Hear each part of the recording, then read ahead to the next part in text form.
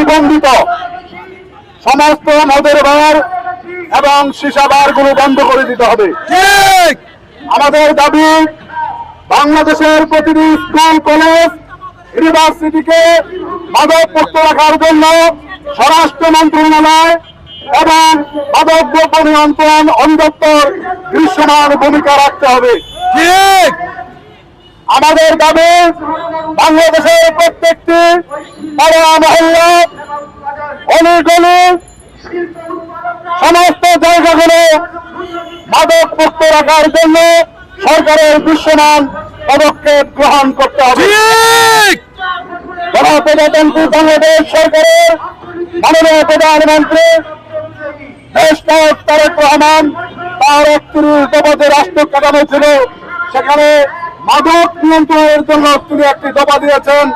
আমরা এই সংগঠন থেকে দেশ নায়ক তারেক রহমানকে মাদকের বিরুদ্ধে সর্বাত্মক সহযোগিতা করতে চাই। সংগ্রামী সাংবাদিক সহযোদ্ধা ভাইয়ের আমার, আপনাদের মাধ্যমে পুরো জাতি আজকে আমাদের এই মানববন্ধন কর্মসূচি দেখবেন। কিভাবে মাদক মুক্ত করব সেই প্রয়াসকে ত্বরান্বিত করার জন্য বর্তমান প্রধানমন্ত্রী মাদককে যেহেতু মাদক মুক্ত করার জন্য দেশকে উদ্যত আহ্বান জানিয়েছেন। আমরা সাংবাদিক ভাইদের উদ্দেশ্যে বলতে চাই, আপনারা আমাদের বক্তব্যগুলি লিখনী আকারে প্রিন্ট মিডিয়া ইলেকট্রিক মিডিয়ার মধ্যে এমন ভাবে ছড়িয়ে দেবেন বাংলাদেশের তৃণমূল পর্যায়ে আনাচে কানাচে প্রত্যন্ত অঞ্চলে গ্রাম অঞ্চলে শিক্ষা ভিত্তিকে ধ্বংস করার একটা পেশা চালাচ্ছে।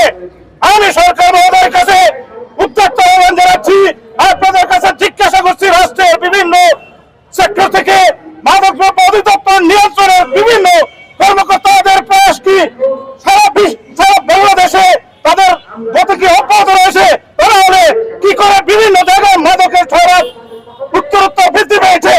আমরা যেখানেই যাই মাদককে চিহ্নিত করে বিভিন্ন জায়গায় যখন মাদক আসক্ত এবং মাদক বিক্রেতাদেরকে ধরা হয় তখন পুলিশ প্রশাসন বিকল হয়ে যায়। প্রশ্ন